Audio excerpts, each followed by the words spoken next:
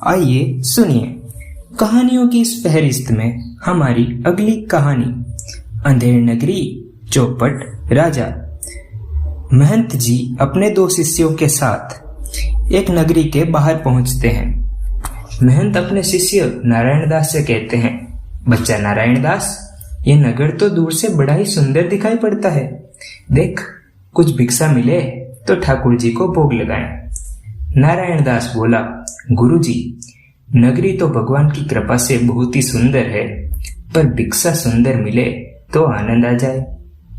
महंत बोले, बच्चा गोवर्धन दास, तू पश्चिम की तरफ जा और नारायण दास तू पूर्व की तरफ जा, देख कहीं भिक्षा का बंदोबस्त हो जाए तो।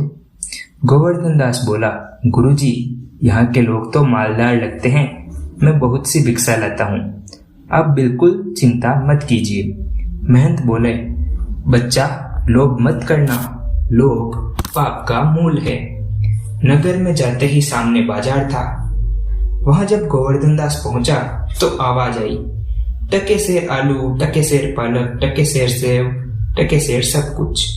उसे लगा ये कोई मजाक होगा, इतनी सस्ती सब चीजें कैसे हो सकती है।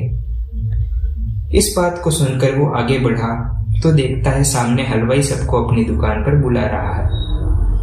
टके सेर लड्डू, टके सेर बर्फी, टके सेर हलवा, टके सेर सब कुछ। वो आगे बढ़ा, वो सामने मसाले की दुकान पर पहुंचा। मसाले वाला चिल्ला रहा था, टके सेर मिर्ची, टके सेर धनिया, टके सेर हल्दी, टके सेर सब कुछ। उसे अजीब तो तब लगा जब वो आगे एक अजीब सी दुकान पर पहुंचा। गोवर्धन दास ने उससे पूछा, तुम क्या बेचते हो? तुम मुझे ब्राह्मण लगते हो। तो दुकान वाला बोला, जात ले लो जात, टके सेर जात, 1 टका दो, हम अभी अपनी जात बेचते हैं। टके के वास्ते ब्राह्मण से धोबी हो जाएगा और धोबी को ब्राह्मण कर दूंगा टके के वास्ते। टके के वास्ते ब्राह्मण से मुसलमान, टके के वास्ते हिंदू से कब्रिस्तान।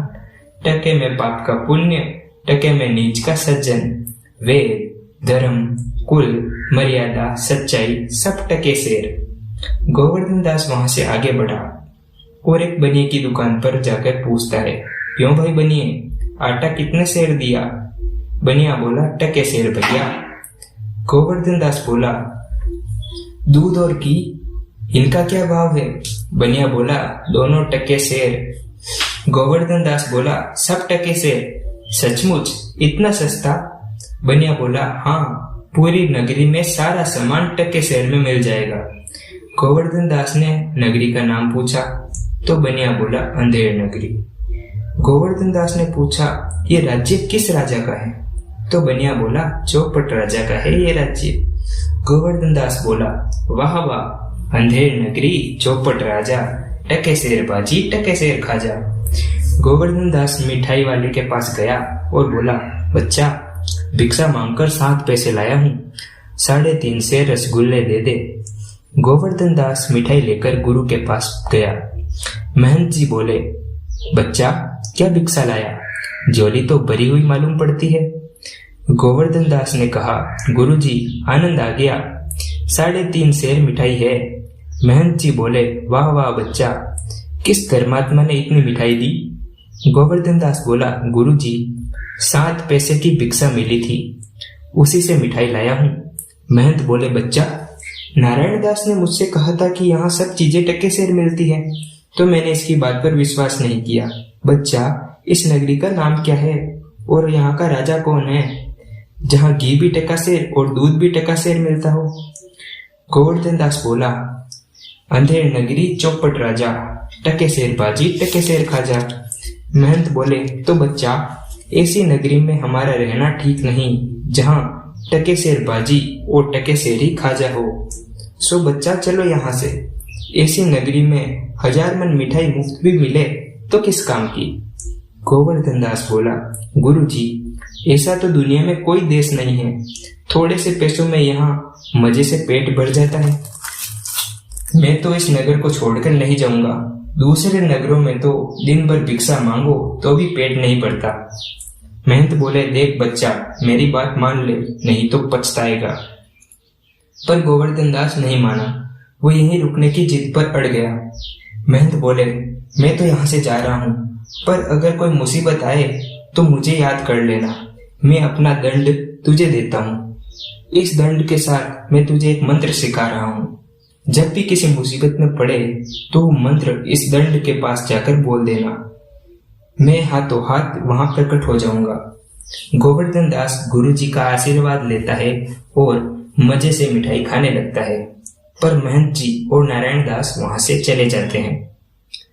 एक दिन चौपट राजा के दरबार में एक फरियादी अपनी परेशानी लेकर आता है और राजा से न्याय की गुहार करता है।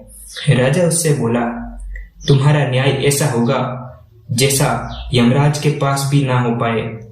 ना राजा विक्रम ना शनिदेव ने किया होगा, ना ही धर्मराज युधिष्ठिर ने किया होगा। बोल, तेरी क्या परेशानी है? फरियादी रोते हुए बोला, महाराज, कल्लू बनिए की दीवार गिर गई और मेरी बकरी उसके नीचे दबकर मर गई। मेरा न्याय करो महाराज। राजा बोला, सिपाही, कल्लू बनिए को पकड़ कर लाओ। सिपाही दौड़कर बनिए को पकड़ कर लाता है। बोल बनिए, इसकी बकरी क्यों मारी? सच बता, नहीं तो मैं तुझे फांसी दे दूंगा। कल्लू बोला, मेरी गलती नहीं है, कारीगर ने दीवार ही कच्ची बनाई, इसलिए दीवार गिर पड़ी और इसकी बकरी दबकर मर गई। राजा ने कारीगर को बुलाने का आदेश दिया। सिपाही वापिस तैनात होकर कारीगर को लाने गया। कारीगर बोला, मेरी गलती नहीं है महाराज, चूने वाले ने खराब चूना मुझे बेच दिया था, इसी वजह से दीवार कच्ची हो गई होगी। राजा ने चूने वाले को बुलाने का आदेश दिया। सिपाही चूने वाले को लाने को गए। चूना वाला जब हाजिर हुआ तो बोला, महाराज, मेरा दोष नहीं है, मिस्त्री ने चूने में पानी ज्यादा डाल दिया होगा, जिससे दीवार गिर गई होगी। मुझे फांसी मत दीजिए महाराज। राजा ने आदेश दिया, मिस्त्री को दरबार में लाया जाए। मिस्त्री बोला, महाराज, मेरा दोष नहीं है, कुम्हार ने मुझे बड़ा मटका दे दिया जिसमें पानी ज्यादा आ गया था, इसमें मेरी क्या गलती महाराज? राजा ने कुम्हार को बुलाया। सिपाही कुम्हार को लेने गए। कुम्हार आया। कुम्हार बोला, महाराज, मेरी गलती नहीं है, उस दिन कोतवाल साहब की सवारी आई तो उसे देखने में मैंने बड़ी मटकी पकड़ा दी, इसमें मेरी गलती नहीं है, कोतवाल की होगी। राजा बोला, तो इसको निकालो, कोतवाल को लाओ। क्यों बे कोतवाल, तूने इतनी शानदार सवारी क्यों निकाली? कोतवाल बोला, मैं तो शहर के इंतजाम देखने के लिए गया था, मेरा कोई दोष नहीं है महाराज। पास में बैठा मंत्री सोचने लगा, ये तो बड़ा गजब मामला है। ऐसा नहीं हो कि ये बेवकूफ राजा पूरे शहर को फांसी दिलवा दे। राजा बोला, हाँ हाँ बोल कोतवाल, तूने इतनी धूम से सवारी क्यों निकाली कि उसकी बकरी दबी? कोई महाराज वहाराज नहीं, ले जाओ इस कोतवाल को और इसे अभी फांसी दे दो। दरबार बर्खास्त होता है। गोवर्धन दास चैन से नीम की छाया में सो रहा था। तभी सिपाही आकर उसे बंदी बना लेते हैं। सिपाही बोले, चल बे मोटे, राजा का हुक्म है, अब चल, फांसी होगी तुझे। गोवर्धन दास डरकर बोला, बाप रे बाप, फांसी? मैंने किसी का क्या बिगाड़ा है? सिपाही बोले, तू बड़ा मोटा है, इसलिए राजा ने तुझे फांसी देने का हुक्म दिया है। गोवर्धन दास बोला, पूरी बात बताओ। सिपाही बोला, कल कोतवाल को फांसी का हुक्म हुआ था, पर कोतवाल दुबला था तो फंदा उसके गले में आया नहीं। हमने ये बात राजा को बताई तो उन्होंने कहा, मोटे आदमी को पकड़कर फांसी दे दो, क्योंकि बकरी मारने के जुर्म में किसी न किसी को फांसी की सजा मिलना जरूरी है और नगर में कोई मोटा आदमी तेरे जैसा मोटा नहीं है, और अगर फांसी नहीं हुई तो न्याय कैसे होगा? इसलिए कोतवाल के बदले तुझे फांसी होगी। गोवर्धन दास मन में गुरुजी को याद करता है और उन्होंने सही कहा था, यहाँ बसना ठीक नहीं है। वो बचाने के लिए चिल्लाता है पर कोई नहीं आता। तभी गुरुजी वहां आ जाते हैं, क्योंकि उसने धीरे से गुरु के दिए हुए दंड में मंत्र बोल दिया था। महंत बोले, बच्चा, ये क्या हालत बना ली? गोवर्धन दास बोला, गुरुजी, मुझे बचा लो, किसी और की गलती की सजा ये लोग मुझे दे रहे हैं, वो भी इसलिए कि मैं मोटा हूँ। मुझसे गलती हो गई जो आपकी बात नहीं सुनी, मुझे माफ कर दीजिए, मैं मरना नहीं चाहता। वो महंत के पैर पकड़कर रोने लगता है। महंत जी बोले, सुनो सिपाही, मुझे अपने चेले को आखिरी उपदेश देने दो, अगर रुकावट डाली तो मैं तुम्हें श्राप दे दूंगा। सिपाही हट जाते हैं और गुरुजी गोवर्धन दास के कान में उसे कुछ समझाते हैं। गोवर्धन दास बोला, फिर तो मैं फांसी चढ़ूंगा गुरुजी, मैं ही चढ़ूंगा फांसी। महंत बोले, मुझे चढ़ने दे बच्चा, देर मत कर, मुझे जाने दे फांसी चढ़ने, मैं भी तो मोटा हूं। दोनों फांसी चढ़ने पर लड़ने लगे। सिपाही ने राजा को संदेश दिया। राजा और मंत्री खुद वहां आए और देखा महंत और शिष्य दोनों आपस में लड़ रहे हैं। महंत जी से पूछा, क्या बात है, फांसी पर चढ़ने के लिए क्यों झगड़ रहे हो? महंत बोले, महाराज, इस समय ऐसा संयोग है कि जो मरेगा वो सीधा स्वर्ग जाएगा, जहां भगवान विष्णु होंगे और सुंदर दासियां होंगी और हमें स्वर्ग की प्राप्ति होगी। ऐसा संयोग हजारों साल में एक बार ही आता है, इसलिए मुझे चढ़ने दीजिए फांसी, क्योंकि इसी फांसी के फंदे पर उन्होंने ऐसा वरदान दिया है कि जो इस फांसी के फंदे पर इस समय चढ़ेगा वो सीधा स्वर्ग जाएगा। मंत्री बोला, तब तो हम ही चढ़ेंगे फांसी। गोवर्धन दास बोला, हम चढ़ेंगे, सिपाही ने तो मुझे पकड़ रखा है। सिपाही बोला, मैं चढ़ूंगा फांसी।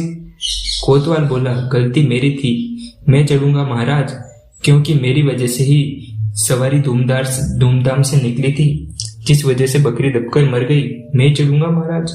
राजा बोला, चुप रहो सब लोग, मेरे होते कोई भी स्वर्ग कैसे जा सकता है, मैं तुम लोगों का राजा हूँ, मैं चढ़ूंगा फांसी। राजा के सामने कोई कुछ नहीं बोल पाता और उसे सब मिलकर फांसी पर चढ़ा देते हैं। इस तरह महंत ने अपने शिष्य को मरने से बचाया और कभी लोभ न करने की शिक्षा दी। आई होप आपको ये कहानी बहुत पसंद आई होगी। आज का हमारा टारगेट है 500 लाइक्स का। आप इस कहानी को आगे और लोगों को शेयर करें ताकि वो भी ऐसी मजेदार कहानी को मिस ना करें और हमारे चैनल सफर गल्प को अभी सब्सक्राइब कर दें। मिलते हैं किसी नेक्स्ट स्टोरी में, किसी नई मजेदार कहानी में। तब तक के लिए गुड बाय।